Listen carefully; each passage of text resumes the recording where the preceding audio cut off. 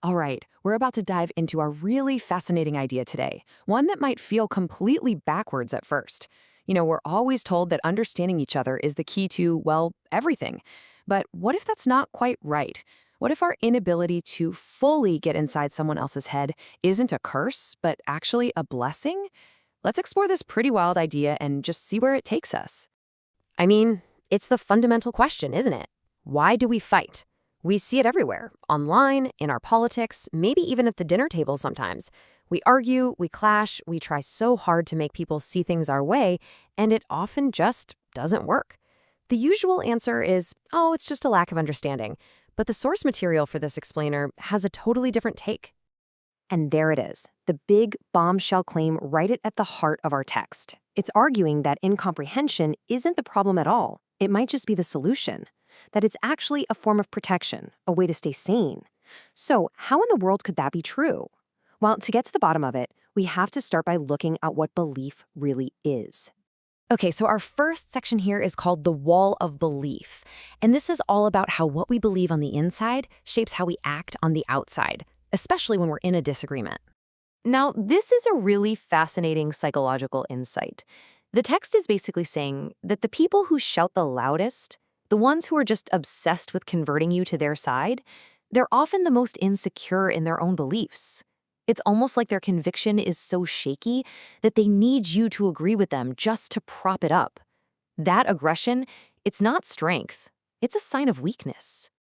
And this just lays it out perfectly. On one side, you've got the person with a fragile belief system. They feel like they have to invade your mental space, your wall of belief, to make their own feel more solid. But on the other side, you've got someone who is genuinely deeply secure in what they believe. The source says this person just knows their beliefs aren't going to crumble from a simple argument.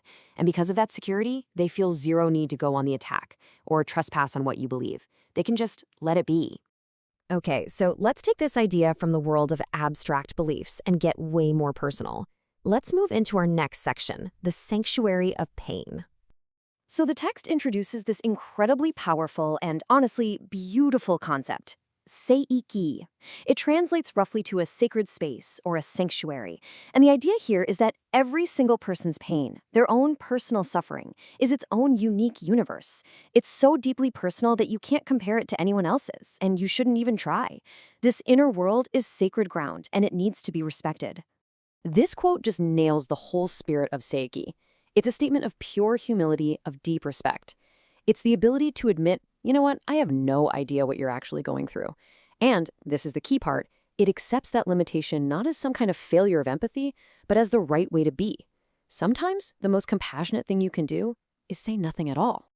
So here's why this matters so much. Real support isn't about saying, I understand.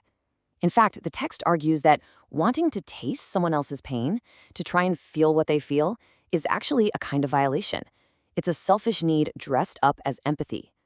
Instead, the most powerful thing you can do for someone who's hurting is to just be present, to be there for them, respecting the boundary of their sacred space without trying to barge in.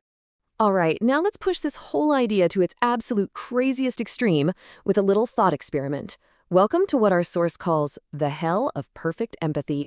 So just imagine for a second, what if you could be a perfect empath?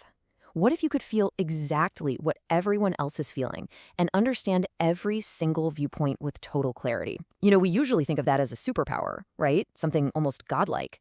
But this text, it argues that would be the worst nightmare imaginable, a literal living hell. This slide just walks us through that terrifying breakdown. So, step 1, you perfectly understand person A and their sworn enemy person B. Because you feel both sides completely, their fight literally rips you apart from the inside. And then what? You have no ground to stand on, so you lose any sense of your own opinion, your own self. And the final crushing step, you end up totally alone because you don't belong anywhere. You've become nothing. And that catastrophic idea brings us right to our final and surprisingly hopeful conclusion. This is what the source calls the happiness of incomprehension. So, all those boundaries we have between us, the walls between our minds, the simple fact that I can never, ever truly know what it's like to be you, that's not a bug in the human system. According to this text, it's a feature.